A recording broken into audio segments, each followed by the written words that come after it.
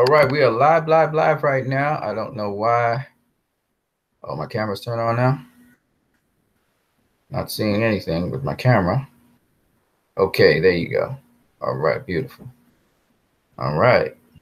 So we are live right now, ladies and gentlemen. We're live. And as you can see here, we're going to talk about Justice League and Hope. But before we do, I always start off with a passage of scripture. And this is a spontaneous stream. So those of you who want to join this stream, as usual, there's the chat section, which is right across here. Now, I can't stay too long here. I'm supposed to go to work in a couple minutes. So hopefully we can enjoy this little session here. It's going to be probably maximum 20 minutes, minimum 10 minutes. Okay, so this is a short little stream. Those of you who want to talk and have conversation, you can join the chat area. I may even leave the Hangout link for some of you who want to join the Hangout. This is really spontaneous. So with these movies, man, I continue to see new things all the time in them. It's just rich with a lot of stuff in it. I want to say a couple of things, though. The first thing I want to say has to do with some observations I've seen on the internet.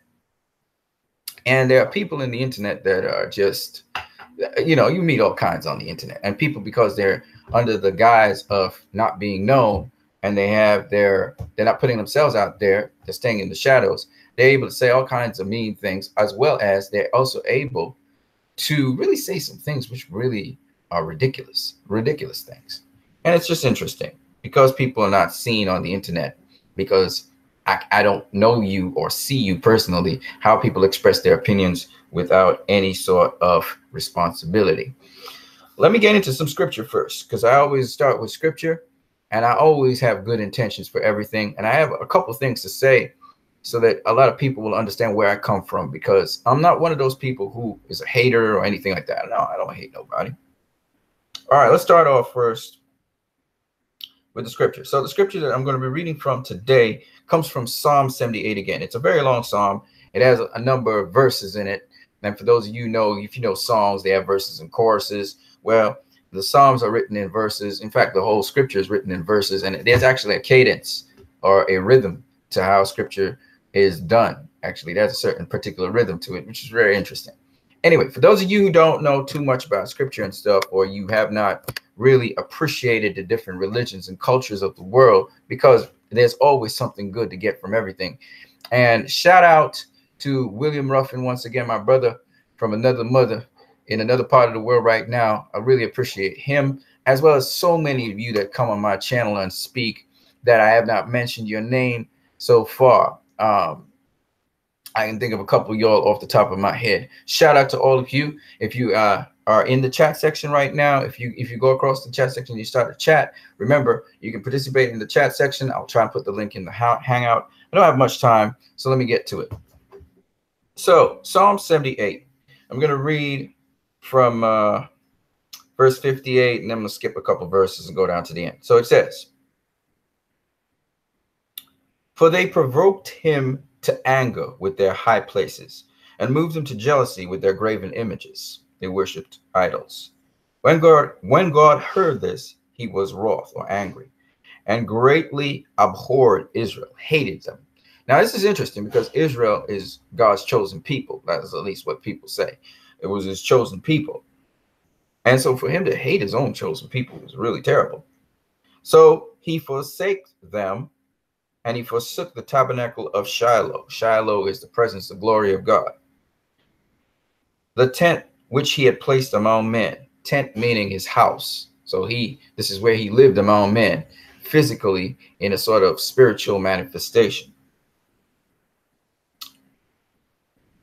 "And he delivered Israel's strength into captivity, and his glory into the enemy's hand. He gave his people over also to the sword, and was wroth with his inheritance. The fire consumed their young men, and their maidens were not given to marriage. Their priests fell by the swords, and their widows made no lamentation." A lot of times people talk about Israel, even the nation of Israel right now today.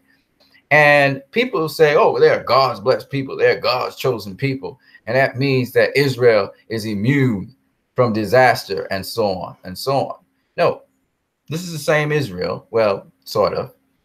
That's a long story for another time. But this is the same Israel. And because they moved away from the way of love, from goodness, and they started going into all kinds of evil, thinking and taking for granted. You remember I talked to you guys about entitlement so much. They felt entitled. And so they started to take for granted the good things that were happening to them and the one who would help them to get that far. They were slaves in Egypt, and they came out of slavery and were freed by the hand of God. Okay. However you want to interpret that as your story, you know, if you want to interpret it as a fable or not, it's irrelevant. I know I'm talking to many different people. I know my belief system and I understand, but I just want you to understand what I'm saying, the principles behind it. Okay. I'm not trying to right now persuade anybody in any religion, because let me put it to you guys this way. I'm not a guy who is religionless. I believe that religion is a good thing, and religion is basically a way of life. I was brought up in religion. For a moment, I was an atheist. For a moment, I was that. So I questioned God. I was also an agnostic at a certain period of time as well. So don't let anybody fool you. Each of us may go through these things. If you're questioning the existence of God and all these things, that's not really something that's really necessarily a bad thing. Unless you've seen and felt and experienced the power of God yourself, you probably would go through all these questions as well. So don't think that the guy that you see standing in front of you or sitting in front of you is a guy that hasn't gone through those things and questioned those things. Everybody does it at some point. You can't just take everything on blind faith. I'm sorry. So what I'm saying to you guys, though, is the principle behind this. Principle. A lot of people don't have principle. And that's one thing that I can say about some religious people. They really are devout to what they believe. And that's cool. And other people don't actually depend on religion, and they still have a belief system. When I say religion, I'm talking about in the traditional sense of how people talk about religion. Anyway, I'm talking a little too long. Let me try and cut that down. I've been talking for 4 minutes about this. Let me get to the point here, because I can get very verbose, even though I can be very concise at times. My point is, these were God's chosen people. He said he chose them. Now, let me just make it abundantly clear again. Before that, there were also some other people who were God's chosen people, because Israel didn't exist everlastingly. It didn't exist in the beginning of time. Just letting you guys know. So it's not like, the point is, a lot of people take for granted, oh, I'm the chosen people, or I'm the person with the truth. And those people get carried away so much that they actually are not behaving like what they claim they are. And that's the problem. Complacency because of entitlement. I hear a lot of people say, I'm entitled to my opinion. Yeah, everybody's entitled to their opinion. They don't make it right. Right? So it's good that you have a freedom of choice. It's good you have free will. That's what you're basically saying. Man, I got the free will to say this, so I'm going to say it. But with free will and with choice, as we know from the Spider-Man movie and the Spider-Man comic, with power comes responsibility. So you have the power of choice, but you must be responsible with it. And that's the thing that all of us miss. And that's what's causing this Marvel DC rift, especially with the Marvel fans who've been very, very abusive towards people who like DC, because the DC movies have not appealed to everyone across the board, particularly the people in the industry, the critics and so on, those kinds of people. It didn't always appeal to them. And so these Marvel fans have been bashing DC for the longest while. There are DC fanboys who bash Marvel, don't get it wrong, and they're stupid. Some of them are very intelligent, and they decide to go down that road. Okay, I'm not talking about those people. Most of the DC fan base really is an embracing kind of fan base, and most of them think a bit. I'm not saying a whole lot, but they think a bit. And I want to say this also. I want to say that I'm even going to re-examine some of those Marvel films from the MCU. I'm going to go back and I'm going to look at them, because I see certain virtues in them. And I feel like I closed my mind to some of those films, and I need to open my mind to the perspective of the films and just delve a little deeper into them. because I see possibility of crossover between the two universes, and I'm excited about that. And I also see something else. I see that, again, everybody's not going to go deeply into something, and everybody's not necessarily on the same level because of experience in terms of entertainment and what entertainment is and what it represents for them. So not everybody is going to be thinking the same way. And some people have already called me boring because I just spout a lot of information. So I can understand and respect that, because I'm a nerd at heart. I'm a nerd. I'm a nerdy kind of guy. And yes, some people claim they are nerds, and they actually are.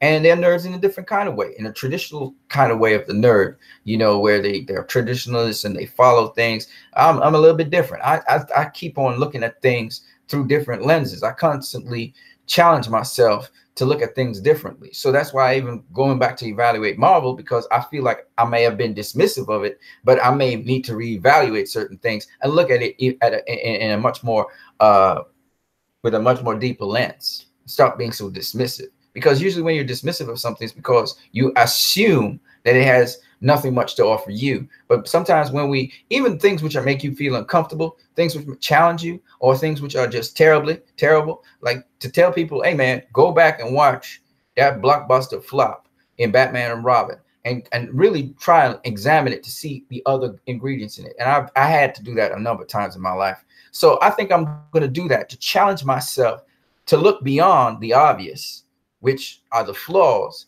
and look at the essence of something and the virtues in something. I've done it for a number of things. I ain't even going to go back and watch Thor Ragnarok again and try and look really seriously, look at what is really there.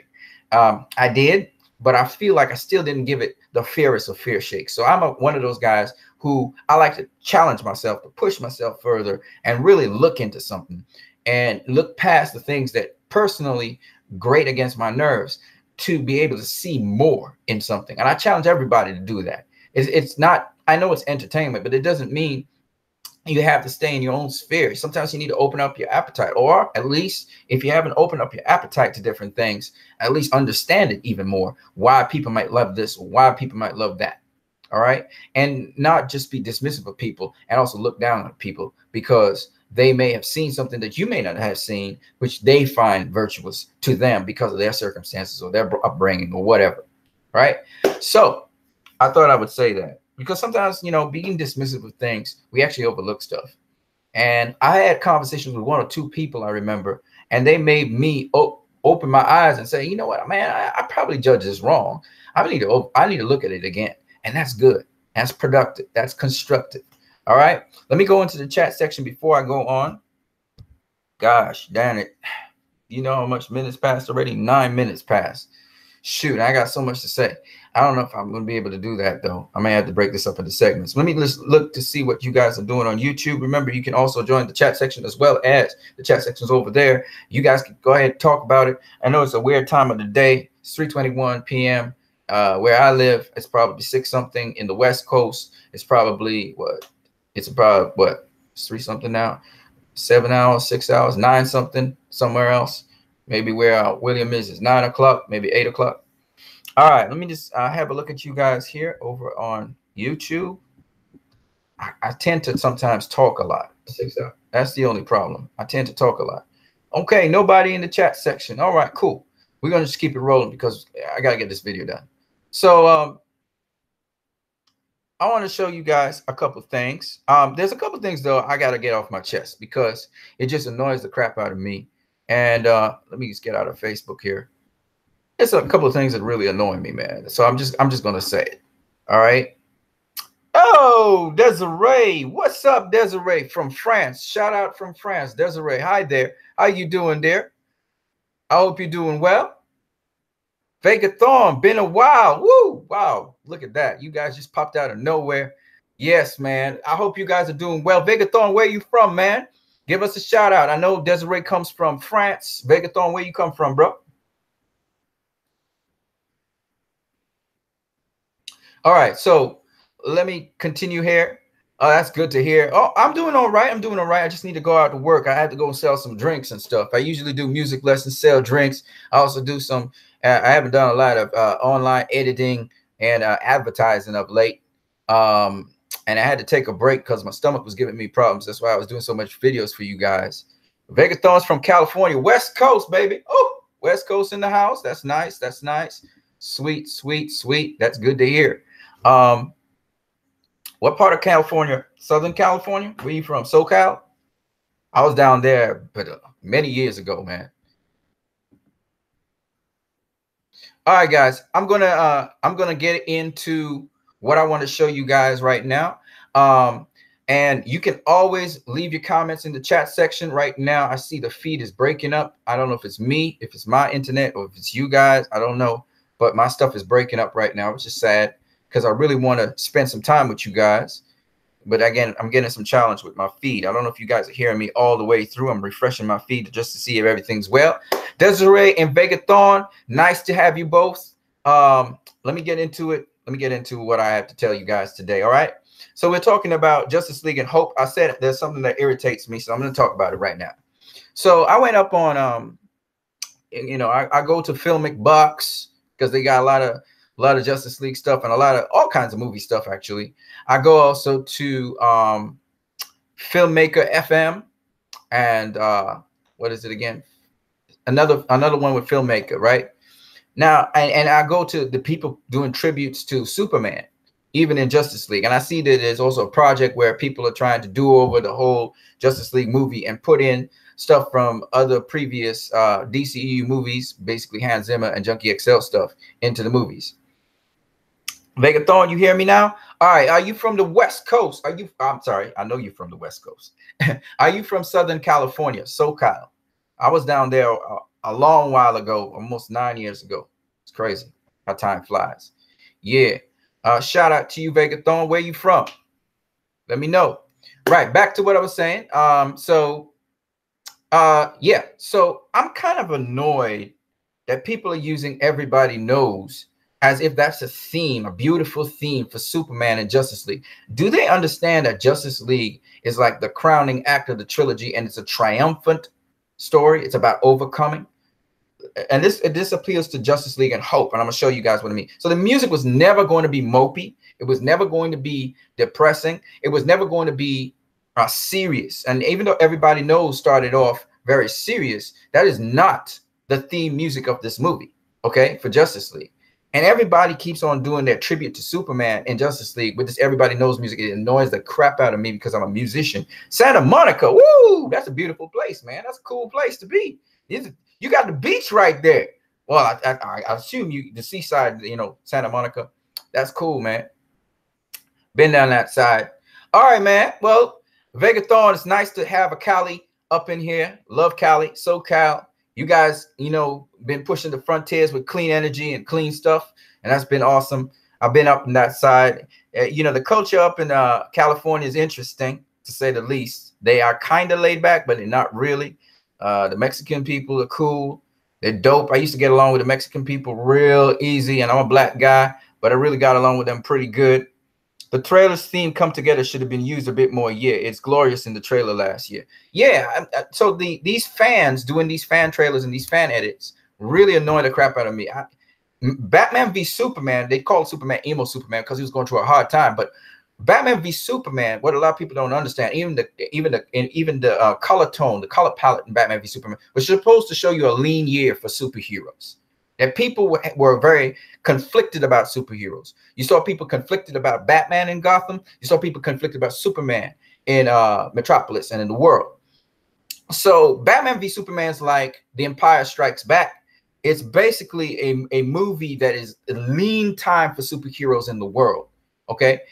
Man of Steel was the emergence of superheroes in the world, which is why the music was the way it was.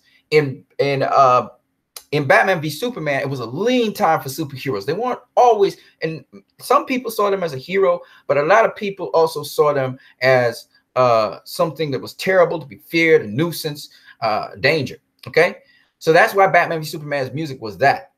And people just don't understand the context of music. These fans think this is going to be like Justice League was supposed to be mopey and dark and dreary and gritty. I heard some people even say it's not mopey and dark and dreary and gritty. And what's up with Warner Brothers? They're not going down that mopey, dark, dreary, and gritty way. And like, you know, they don't understand the context of movies. It annoys the shit. I'm sorry, it annoys the crap out of me. And I just had to talk about it because every single stupid video I see.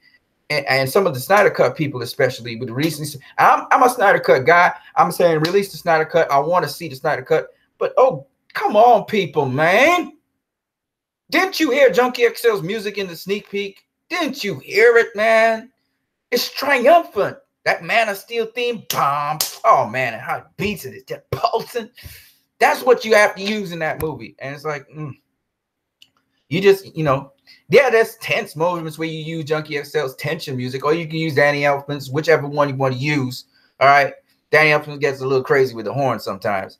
But other than that, you gotta understand these guys making this movie, and they bleach out all the color of Justice League. What the fuck, man? Man of Steel didn't bleach out all that color. What the hell are you doing? Like, it pisses me off that these people think, oh, Zack Snyder is this. And they put Zack Snyder in a box. If you go watch Sucker Punch, the color code in that thing is dope as hell. You go watch Watchmen. The color code is very rich. So what the hell are they doing?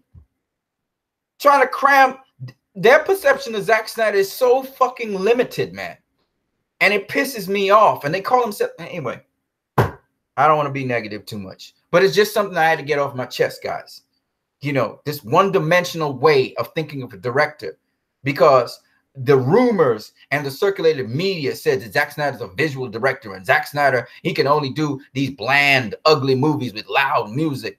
So they feel, and the movies have a Shakespearean. They don't even say Shakespearean. They say the movies are lackluster and there's no hope in them. And these people latch onto it as if to say, oh yeah, Zack Snyder wants to really see people go into the cinema and kill themselves. Or if you're suicidal, this is the kind of movie for you. And these people feel that it's dark and gritty, and all Zack Snyder feels must be dark and gritty. And that's all they can think of. And it's like one-dimensional. I'm like thinking,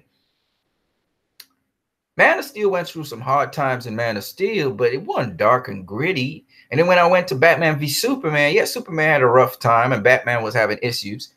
But let's not make it like it was that's all Zack Snyder has, and that's all he does. Haven't you watched his previous films? 300 wasn't dark and gritty. It was inspirational. It was graphic and it was gory, but it was inspirational. Stylistic, but inspiration. And so I just feel like some of these people just don't get Zack Snyder. And I even heard some of these fools say that Steppenwolf, the original design of Steppenwolf that Zack Snyder had in mind was this ugly looking, funny looking thing, which I'm glad it wasn't that. All right. Yes, Steppenwolf had some work on the CG, but I mean, come on now. So Vega Thorne says, looking forward to Aquaman and Shazam. What a time to be a DC fan. Yes, sir. Yes, sir. The trailer's theme come together should have been used a bit more. It was glorious in the trailer last year. Man, the Man of Steel theme should have been used in the movie. I can talk about all the things. Of course, we wanted the movie long, but don't worry. We're going to get the Zack Snyder cut. We're going to get it. We're going to get it.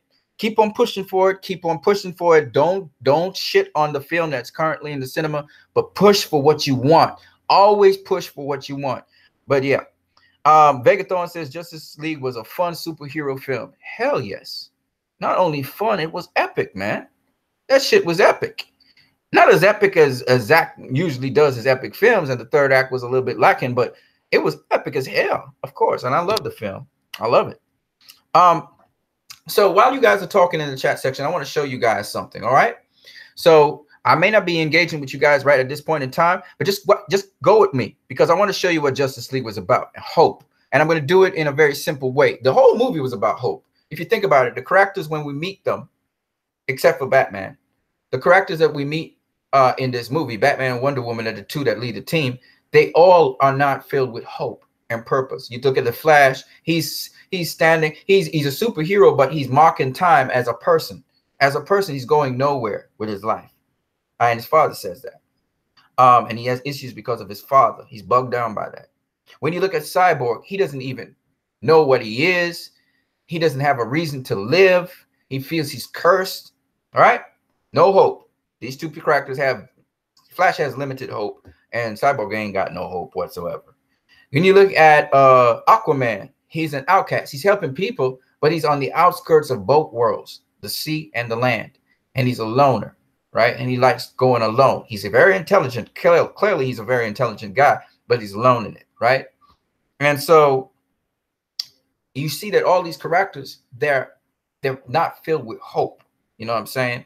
Now I want to show you guys a couple of things. I already put this up on Facebook. For those of you not on Facebook, I want to show you it in a format that would be not too it wouldn't violate too much of YouTube's policy.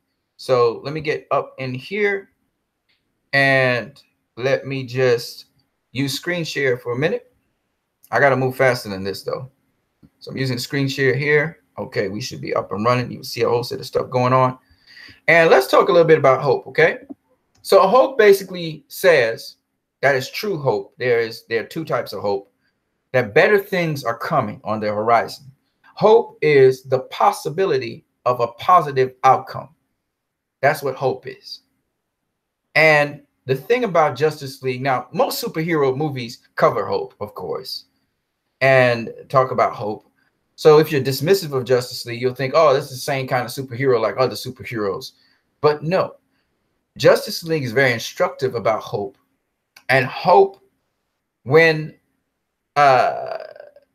still keeping a positive outlook in spite of things getting worse and worse.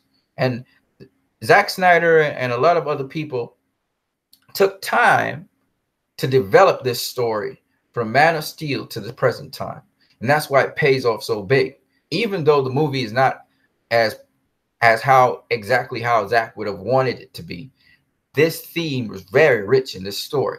So we're going to look at that right now. You guys should be seeing what I'm seeing. So we begin Justice League with Superman. All right. And a little boy who he may be the boy who turns into Shazam, right? With his little brother Freddy or somebody else from the Shazam family. It could be him. But he asks, does your thing really stand for hope? Right? And Superman explains hope to these kids in a manner that they can understand with metaphors. So we begin Justice League with hope. And you can say what you want. You can talk about Joss Whedon or whatever. That's the best way to begin this film because that's the tone of the film. The film is going to speak about hope, but it's going to go much more deeper into hope than any other superhero movie before it has gone. You guys with me? I hope so, because I can't see your chat section. I'm gonna come back to you guys in a minute, right after I'm done. And you can contribute. You can tell, you can start talking about hope right now, because I want us to start this discussion, because this is the world we live in, where sometimes you may feel hopeless. Just looking at the news or looking at things, you may feel like losing hope. And what's interesting about that is that Superman says a couple things about hope. So the other little boy, I'm assuming that might be Freddy. Freddy says, it looks like an S. And Superman says, it's meant to. He says, it winds like a river. It comes and it goes. The thing about hope is we're not always hopeful. Sometimes we lose hope. And there are times because of an outcome, you may lose hope because you can't see a positive outcome. It looks like everything's going downhill. Can you hope in spite of that? And I find a lot of superhero movies do that, but they do it in a short way. You know, you see the hero under stress and stuff, and then, you know, they persist and they persist, and then they finally break through. But we have seen in a couple of these DCEU movies, it doesn't always work that way. Sometimes the hero dies. Sometimes the situation gets worse, and we end the movie with a worse situation than we began. Right? And I like that about the DCEU. So Superman is describing that hope comes and goes, but then he comes back and he says, hope is like a car keys. Easy to lose. It's easy to lose hope. Isn't that true, people? It's easy to lose hope. But if you dig around, it's usually very close to you. If you search for hope, you'll find it. And that's a true saying. I don't care what director directed this movie. It's deep and it's true. And it's so simple. He broke it down to little kids. And so we went a little further than other comic book movies have ever gone dealing with the subject of hope. By this superhero, which is what superheroes do, right? Sitting down and talking to the kids, taking time out of his busy schedule where he just finished helping the police and the fire service out of fire and save people. Bring hope to a hopeless situation. He now sits down with these kids. Well, not sit down, but he's standing up. And he breaks down what hope is and what he's about in just a few simple little lines. And I found that beautiful because this is the dimension of Superman we haven't seen in BVS. We hadn't seen in Man of Steel. We heard it mentioned by Bruce Wayne that hope is this, but we'd never seen it. How you save cats out of the tree when your hero says, okay, he was very narcissistic about it. He's very sarcastic about it. Leave your comments in the chat section. Let's keep this talking. Let's talk about this. This is real right now in the world today. This is real stuff. In the world today, we're seeing our leaders fail us sometimes. Some of y'all will agree, some of y'all won't. It's a subject of controversy. It seems as though people no longer follow the simple moral standards of being polite, of showing a little bit of integrity. It seems as though people only want to be right. They don't want to tell the truth. They want to be right. Isn't that happening today?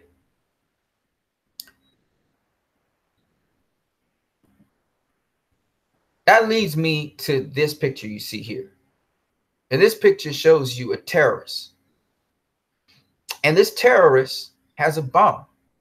But do you know what's the funny thing about this terrorist? The funny thing about this terrorist, this is after Superman has died, is he's talking about hope too. That's right. He's talking about hope. He's saying, he said about the bomb, this is man's best hope. That's what he said. He said that. I want to take you guys back to Batman v Superman, where the people of the world were talking about false hope, that Superman was the false hope. And in fact, they were making the chant saying, no hope, no hope, no hope. And then what we saw next was false God. Remember that in BVS? And it's interesting that Justice League plays that out and gives you an answer for who's the false God and what is false hope. And it's very explanatory. It shows you that the false God always grounds hope in darkness. In darkness. His solution is always a dark one. There's never any light there. And we've seen light versus darkness all the time.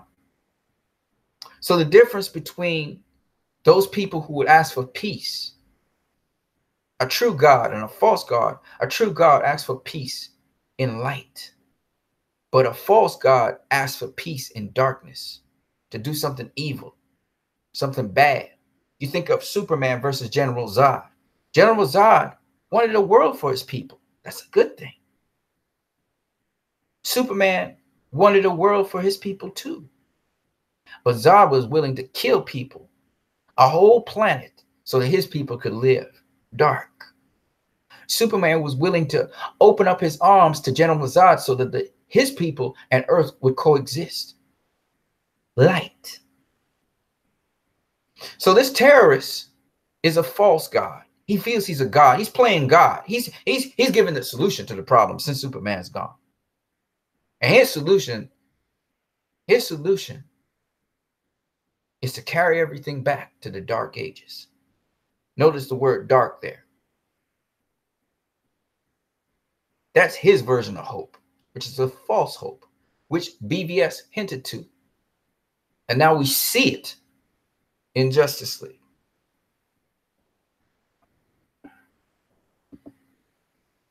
But here we see Superman. Almost everywhere where Superman pops up, we know this true hope. And he returns from the dead and he visits Alfred. And we see that Alfred is saying, let's hope you're not too late. Remember that line? That's from a deleted scene, though.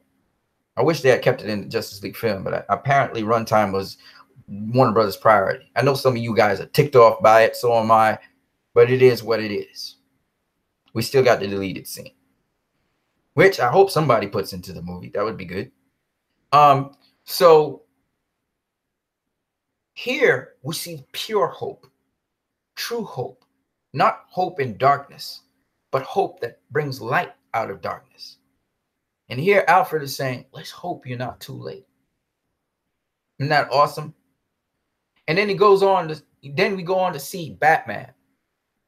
When he's speaking to Superman, when Superman comes back and he sees hope return. That's why Batman smiled. He didn't smile. Batman don't smile. Cyborg don't smile. You see Cyborg smile for the entire movie?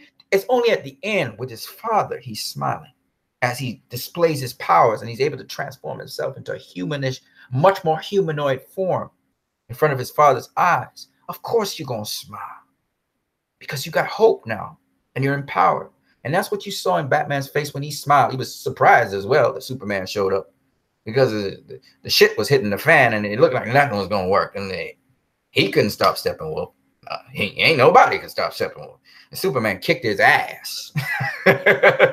So after that, Batman's saying, you know, this guy, Cyborg, he's going to try and separate these boxes because this box is going to annihilate Earth. And, you know, we need to buy Cyborg some time to separate the boxes to save Earth. At least we hope so, right? He uses the word hope. And that's so symptomatic of this Batman. This Batman is Batman v Superman. And it's so weird. He's actually talking to Superman. So this is Batman with Superman. It's like there's so much layers to this shit. But Batman v Superman is what we're actually looking at here. This is Batman v Superman. This is Batman, the bat symbol, which is a black, dark symbol with freaking Superman's symbol of hope that he just described in the beginning of the movie, which is all about hope, how it comes and goes. That shit went from Superman to Batman. It just blows my mind every time I think of each of the concepts. So we got hope, light in the midst of freaking darkness. The bat symbol is black.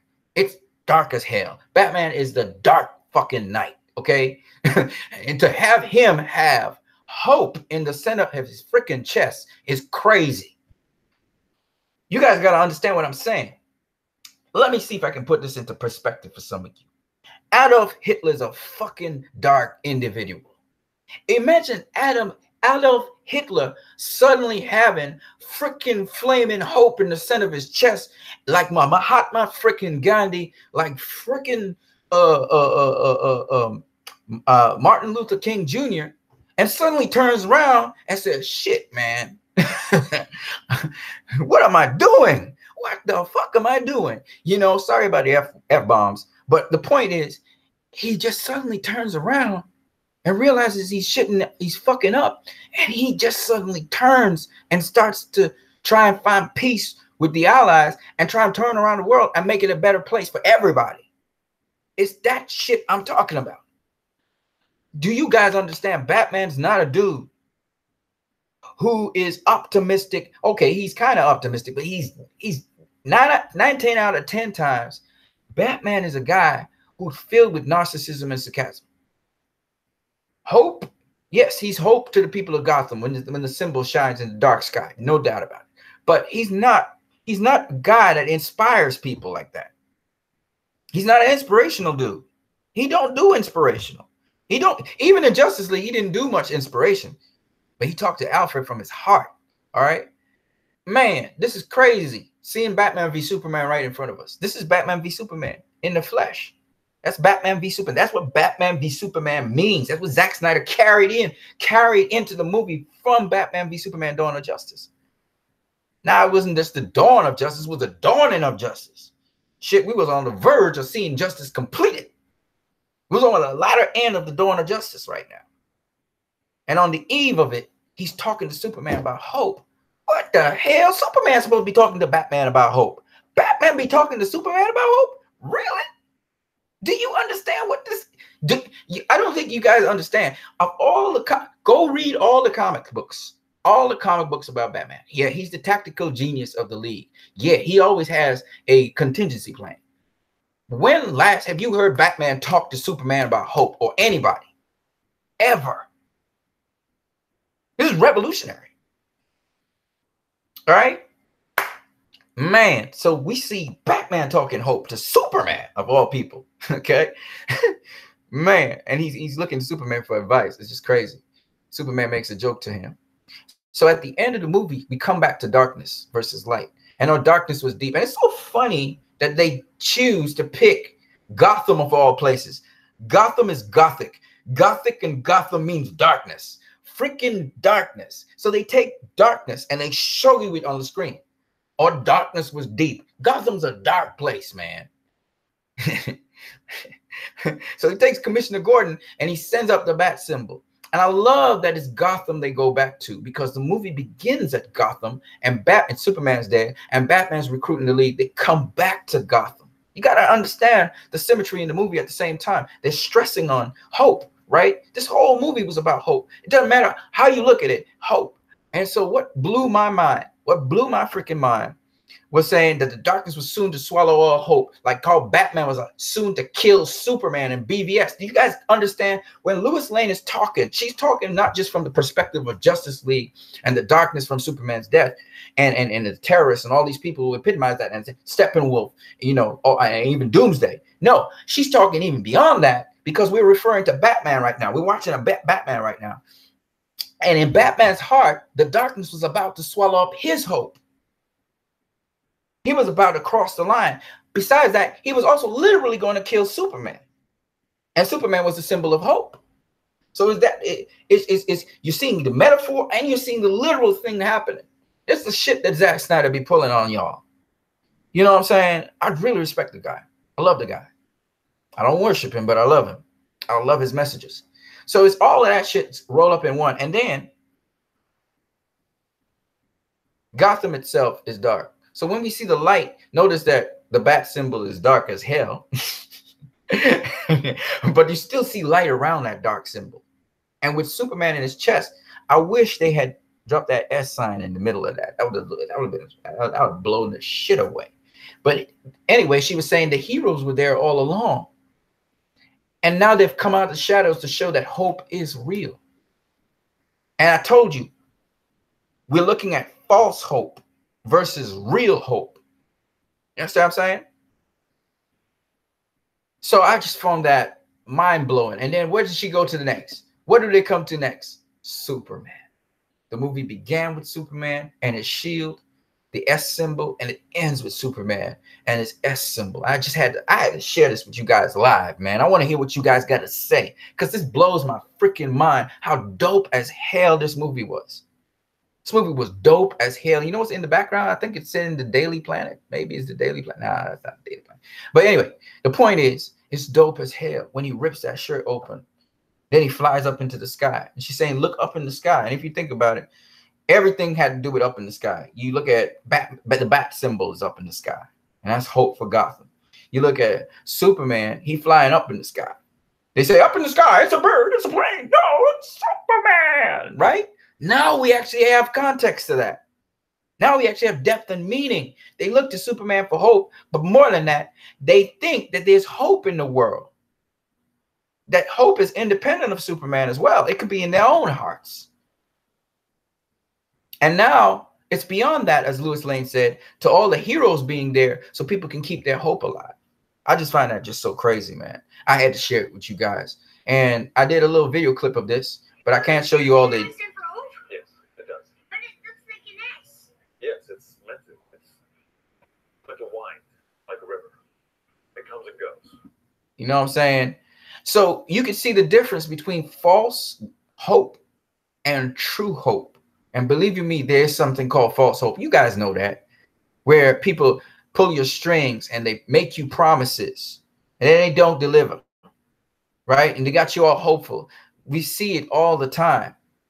We see it all the time. But the difference between false hope and real hope is real hope brings you to the light. False hope brings you to the dark. So don't ever forget that. And if you want to, that video is not even a minute. I think it's a minute and something long that I did. It's on Facebook. You can always check out Justice League Unite. It's an open group, so you can actually see the contents inside of there. So you can just go into Facebook, check out Justice League Unite group, and you should see that video somewhere up in there, and you can have a look at it if you want to. That's if you have any contact with Facebook. So I wanted to share that with you guys. Let me get out of this. Right. So you guys can see me right now, and we got 6 viewers. I'm going to check you guys out right now in the chat section, see what you guys got to say. All right. Okay. So yeah. Desiree said Justice League was sponsored. Desiree said BVS had rich color grading. Yes, it was a rich movie, but they did devoid the movie of some color, and that was purposefully because it was a lean season. So Zack Snyder does. Oh man, oh my God. To talk about Zack Snyder as a director, Desiree, is just, you know, I love the guy, man. He does so many subtle things in his movies. You can go and watch his movies over and over again. I would say to people who are in film school, check out that guy's movies, man. The guy does all kinds of things in his movies, and that's what makes it rewatchable, because there's just so much to pick up in his movies. Vegathon says, they're saying that? My goodness, I just feel the DC Cinematic Universe just gets too much bad press. It's frankly terrible. Keep fighting, I say. They still cut shitloads of scenes out, especially for Cyborg. It wasn't shitloads of scenes, Desiree, but there were some pretty dope ass scenes that they cut out of the movie, and you know, just for runtime, and it is what it is. But I'm not. I know we're gonna get a Snyder cut. I want to get that Snyder cut. Let's get that Snyder cut, Desiree, and then we will see all the scenes that were cut out and stuff. And you know, that's for another day. You know what I'm saying, my sister? That's for another day. I mean, we could talk about that in another video. You know, Yo-Hoo says, I love you, bro. Shout out to you, Yo-Hoo. Shout out to you, my brother. I hope everything's going well. Dave Ethan says, hey, guys, can't right now. I'm going to be working soon. But let me say, I love the movie Justice League no matter what cut I see. Oh, shit. Yeah. Fuck yeah. I'm sorry about the F word. I'm saying it in a good way, though. Vegathon says, especially by the end of this movie, you definitely got that hope feel by the end of the movie. Because there's so much visuals and so much story on hope. And I love how organically they put this hope together. It's not like these people just get along. No. Superman flying up in the air and Cyborg getting his new armor. It feels like a new beginning. Yes, sir. Yes, sir. Desiree 79 says, well, the hope of a director's cut is still alive indeed. Yeah. We're going to get it. We're going to get it, Desiree. But you got to keep pressing, though. You got to keep pressing for it. We all got to keep pressing for it. All right. And just a shout out to Zack Snyder. I love the guy. And I know that Warner Brothers is still doing something in a slightly different direction, but Aquaman is a follow-up to Justice League. And I'm telling you now, Aquaman is going to have different elements in it. And I'm looking forward to that. The reason why I push for a director's cut with Justice League is because this was Zack's film. This was Zack's film. I want Warner Brothers to honor the directors that are directing their movies and allow them to get their cuts out there, you know. So, of course, I want to see Zack Snyder's film. I know it's going to be a masterpiece of a film. I'm looking forward to it. I don't think it's going to be crap at all. And after we see Zack's rendition, do understand, people, as you will realize, that the message basically you get in this movie is the same message you're going to get in that one. All right? Same message. What I love about this movie, and I say it over and over again, and like I said, I want to challenge all you guys to go and if you have to, you know, challenge yourself. The Marvel movies you say you don't like, go and watch them again. I challenge you to do that because the potential with Marvel, DC, IDW, Image Comics, etc., the potential for these comics is endless. And we're in a golden season of comic book movies. So I'm hoping and praying. Now, I'm going to sit down and watch it so I can tell you what the potential for crossovers are. I'm telling you, man, there is an infinite potential with these movies, and therefore there shouldn't be comic book movie fatigue. Even though some movies are very formulaic, mostly from the MCU side. Bryan Singer put out an excellent movie in X-Men Apocalypse. Those of you who haven't seen it should go see it. Bryan Singer outdid himself again. I'm realizing that more intelligent movies, I'm guessing that A Wrinkle in Time is one of those more intelligent movies that Disney has done. And again, their audience has been used to Disney putting out these very simplistic movies. So I'm assuming A Wrinkle in Time is a movie visually that's awesome, but also that people don't want to think too much in the cinema. And it's okay. You know, you have different people with different things, but I do think that Ava DuVernay, I think she probably put out a pretty good movie, and that's why. But because Black Panther's out there, people are like, "Oh no, we got enough of our black quota. We don't need to see these other people." You know how it goes. Racism is a strange thing. So, but I don't think Ava should be angry about that. I think she did what she did. She expressed her love. Back off of it. Don't worry about nobody. You know, you're gonna get your props in time. If the movie was really, really good, maybe it doesn't debut well, but later on, people may come to appreciate it. And so I want to see, and it seems as though it's kind of along a New Guards line in the sense that they're mixing science with fantasy and mythos. So I think that's why she's been given to do the New Guards, and I hope she gets the job, and I hope she does it well. I hope it's not a comedy. That's all I'm saying. And so, yeah, but you know, with bad guys, there's always humor with bad guys because of the way how they deal with each other. It's pretty funny, and they're different characters. That's why Suicide Squad was so funny. But if you know, the thing about it was people didn't really see the bad guys as bad guys, like literally operating as bad. Killer Croc eating somebody alive or some shit like that. We saw a little glimpse of it because they were actually doing something good. But when you see them actually doing something bad, that's when you get to understand, oh shit, these people are bad. You know what I'm saying? But you know, it is what it is. Desiree 79 says self-destruction as man's best hope. Yeah, that's how terrorists basically think. Yep, exactly. And some of us literally think in our minds we're doing something good, but we're really doing evil. And the way to know it's evil is to see the darkness. If it's something dark, you see what I'm saying? And it doesn't have to be that extreme. It's like you think you're doing something good by tearing down somebody's reputation. That's dark. But you say you're doing a world a favor. You're not doing a world a favor. That's darkness. So we need to abide in light. When I came and I kind of retaliated against the Marvel fanboys, and I started bashing Marvel, that was dark. That wasn't light. I know that it got a message across to some of them, and they're backing down now. I see some of them were saying they requested certain things of me, and some of them tried to blast me. I know they went off on a tangent, some of them, you know. But when I tell them is, look, all you got to do is stop doing that to the DCEU, and I'm gonna stop doing that to Marvel or to you. You know, I say I got a platform. That's what you keep on forgetting. And you are anonymous. You hide in the shadows. I can easily shine light on the shadows, and all of a sudden everybody sees you. So I try to explain that to these people.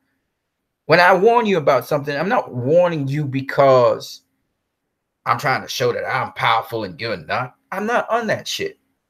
I'm warning you because I don't want you continuing to bash something that other people enjoy and other people looking forward to. Be responsible. You can criticize something and say negative things about something without having to bash it. That's all I'm saying. So that's all I was saying to them. I'm happy with Snyder. I'm happy that Snyder filmed the shirt ripping scene. Shows to many idiots that Snyder wanted to get there all along. And it's not about depressing, gloomy emo shit at all. In fact, Superman wasn't emo. Why people keep on saying Superman was emo? The world was emo about Superman. Superman was just going about doing his business. He wasn't perturbed. The only time Superman got perturbed was when the building blew up and he felt like he could have saved the people, and he didn't understand why he couldn't save them. He didn't know he couldn't see the bomb. So he was reevaluating being a person of hope. He was carrying the world on his shoulders, right? And then on top of that, Batman's trying to kill his ass. You know what I'm saying? Lex Luthor hates him. You know, it's tough. And this dude eventually dies. Ain't Superman who emo. It's the people watching the movie. They're on this emotional trip and it's too intense for them, so they get emotional. You know what I'm saying? Superman wasn't evil. For the most part, Superman was happy. Yeah, he was serious when he saw the guy put the false god thing, you know, on the place, and he was like, man, what do I do? when he was watching the news and seeing people thinking about him, and all he trying to do is the right thing. Of course, he's going to be reflective and serious. He's going to talk to his mom and stuff, but he wasn't emo. R2 Limited. I'm currently working on something, but I'm here too. All right, my boy. You keep on working, man. You keep on working. Desiree 79 says, true. I know 3 teachers from different places who use Snyder's works as examples.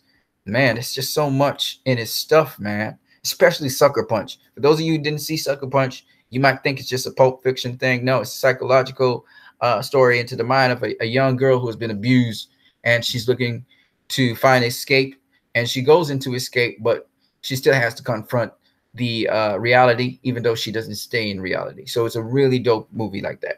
Vegathon. I so can't wait to see Black Manta on the big screen. Oh my God. Now you're gonna get me fanboying out. I don't want to fanboy out yet. I'm trying to keep composed here. Desiree 79 says, yeah, Aquaman will be dope.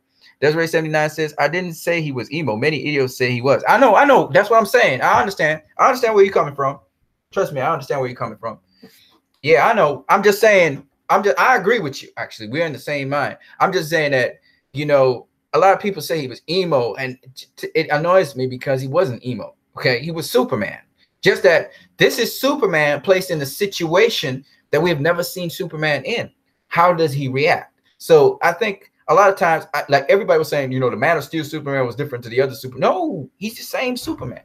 In fact, a situation where Lewis died in the very first Superman movie, Superman 1978. Guess what happened with Clark or Superman? He tripped out. He freaked the hell out. This Superman is a lot more composed, right? He's a lot more composed than that Superman. Just imagine that Superman having to deal with what this Superman deals with. Man, he would go crazy. You know what I'm saying? Especially where he couldn't just speed around the earth and turn it backwards. Oh, he'd have lost it. I got Sucker Punch Ultimate Edition last month. It's dope indeed. Yeah, man, that movie's, it's not realistic. It's a fantasy. It exploits some of the manga, a lot of manga. You can tell that Zack Snyder was reading manga and stuff. So you get that kind of manga-like looks and references. And it's pretty dope. But in the end, the bottom line of the story is pretty deep indeed. Vegathon, do you think it will be a long time before we get a sequel to Justice League? No, but in probably 4 or 5 years' time, you'll get a sequel to Justice League. But the thing about it is this, though. The thing about it is this. We still need to see the home box office do decent. It has to do decent. It doesn't have to do the numbers that the other DCEU films did, but it needs to do some decent numbers because it clearly DC and Warner Brothers is moving in a direction where they're trying to get families into the cinema. They clearly said that for Shazam. Shazam, they're like, this is a family movie. This is a family movie. They stress that over and over. This is a family movie. They keep on stressing that so they can get more people into the cinemas to watch their movies. So that's where they're trying to push their universe towards, even though you're going to have certain movies where it's dark and it's for more adult audiences, much more mature audiences, even though they're going to still give you mature stuff. But I could feel that Shazam, for instance, is going down the road of Big, right? So it's kind of more around the Tom Hanks is Big. So I think we're going to enjoy Shazam. It's going to be different. It's a different director and everything. So it should be interesting. Vegathorn says, I would say it does. Everyone I know owns it. Oh, really? Oh, thank God, man. You know, I haven't still gotten my my copy yet. I still haven't gotten a copy, man. I need to go out and buy one, man. I just need to. And I need a 4K. I need an ultra 4K or something like that. You know, I need a really good copy. If Ava DuVernay makes New Gods, she's a fan of Big Barda, so she will have a prominent role, and then they will have a potential superhero to add to the league. Oh yeah. Yeah, she will do a good job. She'll do a good job. She does New Gods. She's gonna do a good job. She does her homework, and she's a good director. She's a very good director. The critics and so on are kind of coming down hard on her on this most recent movie she did, and it's okay. It's okay. You know how it goes. Politics. It's okay. True. I forgot she's making New Gods. Yeah, she's the one that's supposed to make New Gods. So we'll see how it goes. The guys who were doing Spider-Man Homecoming, which was, you know, I mean, it was an all right film for me. They're going to be doing the Flash movie. It all has to do with the scripting and also the content that the directors have to direct with. So, and how much leeway they get to do what they want to do with the movies. It's apparent that Warner Brothers is trying to go with more humor in their movies for reasons unknown to me, and that's okay. I mean, we're in the age of heroes now, so there will be more humor, there will be more light-sided things to their movies. But I'm hoping that, because I know DC didn't particularly enjoy where Zack Snyder was going early on. Okay, so Zack Snyder's the guy that get the ball rolling, and DC didn't particularly. The DC president didn't particularly dig it. So it seems as though the properties are now moving into the direction that DC completely wants to happen, and that's why when they tweaked even Justice League, I believe they tweaked it to get it in the direction they wanted it, because they want all their properties to be under one banner. So if you read the comic book, but DC comic books are they're still pretty edgy to some degree. So I'm hoping that whatever they're doing and tweaking, because they know what they're doing, I'm watching. Let me put it that way, is something that's in the best interest of all of us, because depending on what character they're dealing with, you have to treat that character right. And apparently Batman is going to be treated right. And but you know how Batman movies be.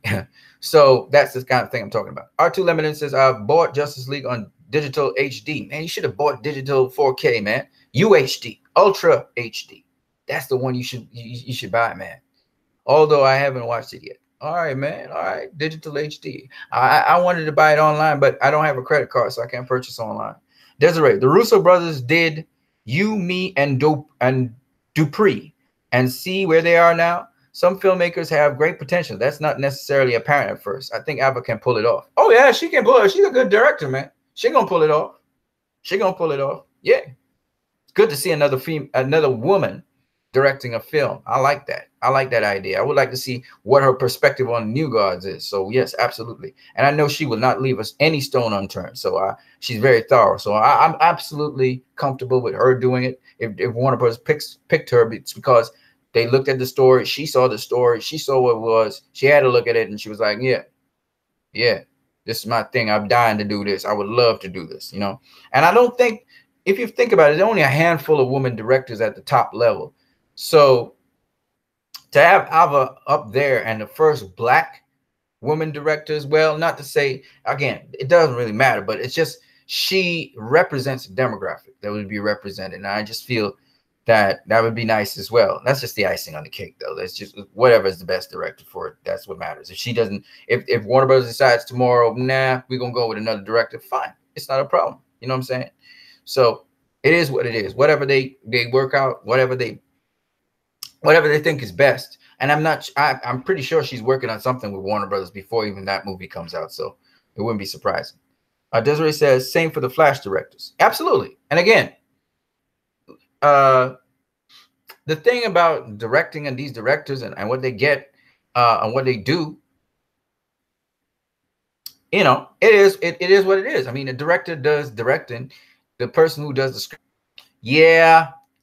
I don't know if they're doing Flashpoint anymore, if they're just doing Flash, or we'll see what happens. I don't know. Ezra Miller is going to be the actor. They're trying to get directors together. We'll see if the directors are fully on board or if they're going to have to leave or whatever. It's a revolving door with these things. So I don't know. We'll see what happens. Desiree79 says, I heard Game Night ain't bad at all. I haven't seen it yet. Vegathorn says, saw it at a free screening and I laughed hard. Okay, so it was funny.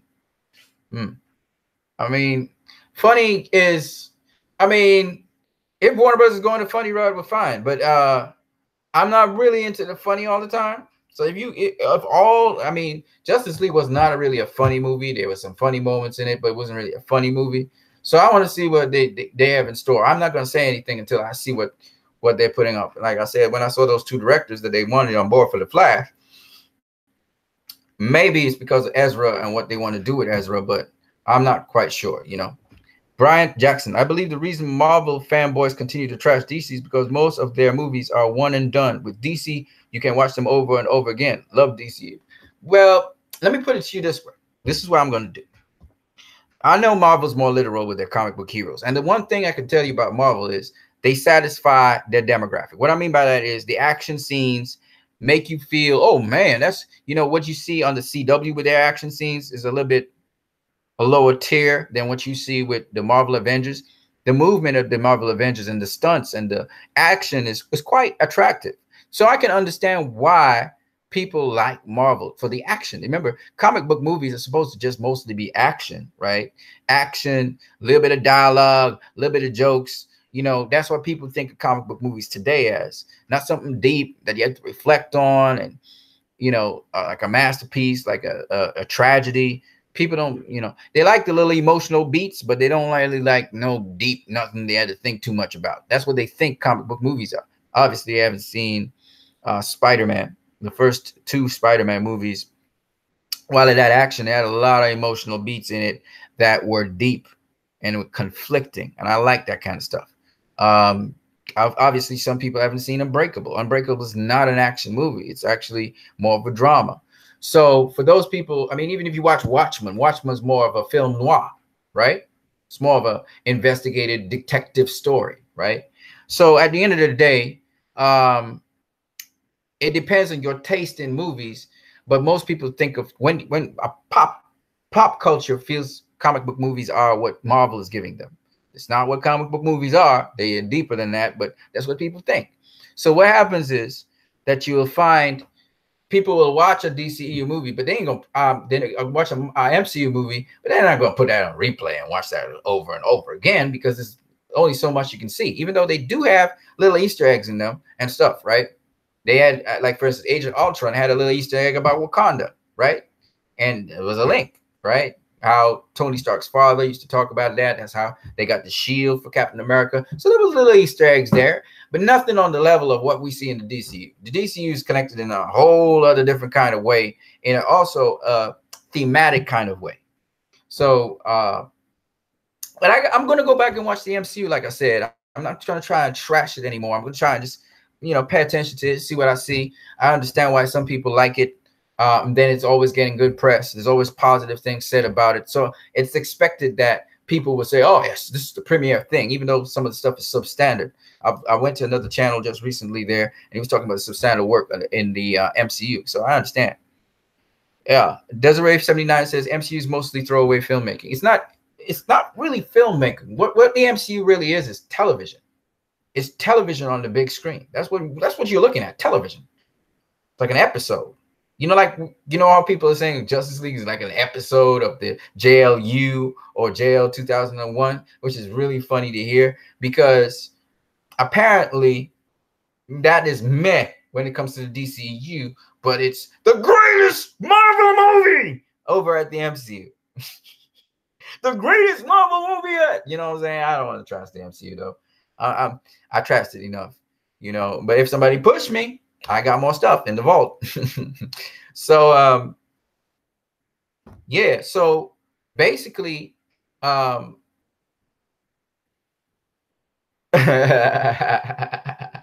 MCU revolution is televised. Desiree 79. Anyway, I gotta go, guys. So let me just wrap this up really quickly. I just wanted to share with you guys what hope is. I wanted to share with you guys also thoughts on the DCEU in terms of certain things. I just want to get off my chest, how people look at Zack Snyder and even how they look at BVS and stuff. Yeah, BVS is the best DCEU movie to date, but Justice League is the second best in my opinion, and it's not even the completed work. You know, it didn't have everything completed off in it.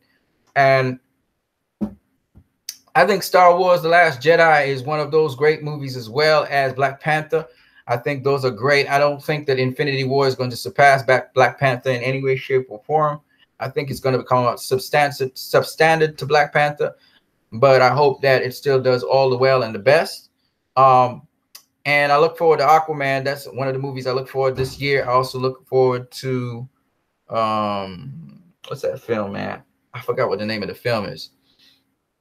You know, I forgot what the name of the film is. I think it's along the X-Men line. I think it's an X-Men film. If it isn't coming out this year, it'll probably come out next year. But that's the kind of film that I'm looking forward to in terms of comic book movies. Don't got no high expectations for nothing else. And that's basically it, you know. Well, man, guys, Desiree, Brian Jackson, Vega Thorne, Dave Ethan, R2 Lemonin.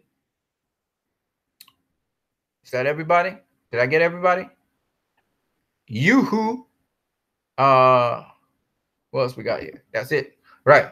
Oh, you guys, man, it's nice to have talked to you guys. It was nice spending some time with you. I was still a little too verbose. I wanted to spend 20 minutes. It turned out to be pretty longer than that, a lot longer than that, almost an hour and something. But it was nice talking to you guys. I hope you guys have a great day. Blessings to you. I got to go to work. Have a peaceful one. Again, God bless you all. Remember, hope is not something that is only dependent on outcomes. You should be able to keep hope. I know it's easy to lose, but you should be able to keep hope through every situation. And that's what this movie is challenging you guys, testing you guys to do even now. So from California all the way up to France, all the way down the road to in the Middle East, you guys have a great one. Peace. Deuces. You can leave comments in the comment section below. Don't forget, you can donate to my channel. I receive donations through Western Union as well as through MoneyGram. So I hope you guys can also, whoever's watching, just remember, you can also donate to my channel. You guys have a good one.